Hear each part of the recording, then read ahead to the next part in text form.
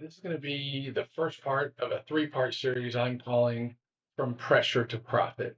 I'm Mike with Roy Consulting, and I want to address an issue I've seen in a lot of small businesses, and that you're working really hard, but you're not making enough money. And I think the key cause of this happens is what got you started can't keep you going. So there's many owners that are busy all day, we're still stuck. The work's getting done, but the results are inconsistent. Cash feels tight even when the schedule is full. This usually isn't a motivation problem, it's a visual problem. What got you started doesn't help you grow. When you started, for a lot of us, and I'm one that was there, we were the only place you got somebody to take a risk on you was you to be the lowest price. And the reason for that was somebody determined, you know what, I'll take the risk on the new guy because he's cheap. And if I can save money and he's any good, I'll get going. That's a great place to start, but it can't sustain you. Those early customers, they're still price sensitive, and sometimes they turn into be, in my experience, the biggest headaches.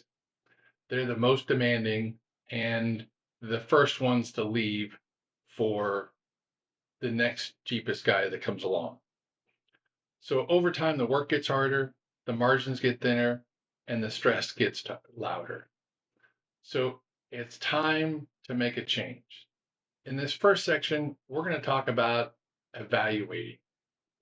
This is very important. A lot of people tend to gloss over it. They want to just highlight, let's move to the fix. If you don't get what's not working in your business, then you're working on the wrong things. And if you're like most businesses, you don't have a lot of extra time anyway. So this is really important. Take the time.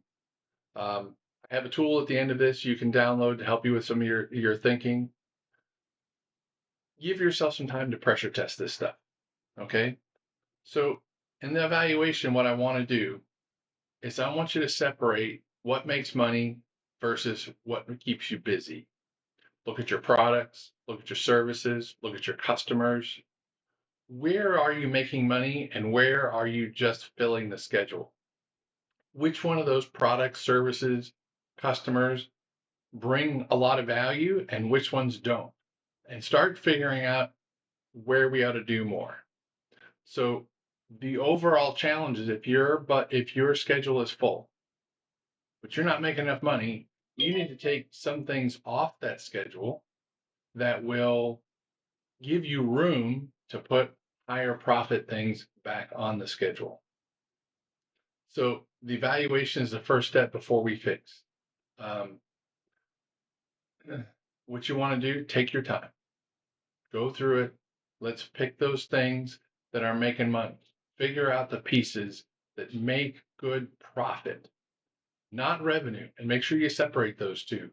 That was something that was very challenging for me in my business was I chased revenue in the beginning, not profit. And what I found was I was full, but I wasn't making much money. So sometimes you take lower revenue that actually makes more profit, takes less time, and guess what?